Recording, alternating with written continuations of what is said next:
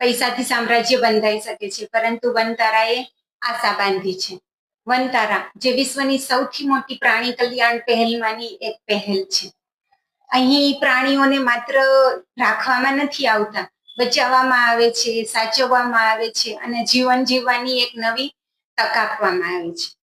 પરંતુ જેમ દરેક સાહસિક દ્રષ્ટિકોણ ઉપર શંકાઓ તો અવશ્ય થવાની જ.